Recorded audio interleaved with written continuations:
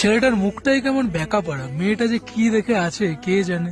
কিছু বুঝলে না তাই তো? Wait I explain everything. Hi, আমি সুপ্রতিম। আজকে আমার ড্রয়িং চ্যালেঞ্জের পার্ট 80। ভালোবাসা সুন্দর যদি অপর প্রান্তে থাকা মানুষটি সঠিক হয়, এই কথাটার সাথে আমরা সবাই পরিচিত। আজকাল জেনারেশন অনেক এগিয়ে গেলেও মানুষের মেন্টালিটি কিন্তু সেই একই রকম রয়ে গেছে। এবং এই জেনারেশনে দাঁড়িয়ে যেখানে সবাই চায় যে তার লাইফ পার্টনার দেখতে সুন্দর হবে, সেখানে আমি এই মেয়েটিকে দেখে একটু অবাকই হয়েছিলাম। যেখানে আমরা সচরাচর খেয়াল করে থাকি যে সম্পর্কে ছোট ছোট ইস্যু ক্রিয়েট করে মানুষ সম্পর্ক ভেঙে দেয়, ওই সিচুয়েশনে দাঁড়িয়ে এই মেয়েটি ছেলেটির হাত ধরে ছেলেটিকে আশার আলো হয়ে এগিয়ে নিয়ে যাচ্ছে। আই প্রাউড অফ ইউ দিদি।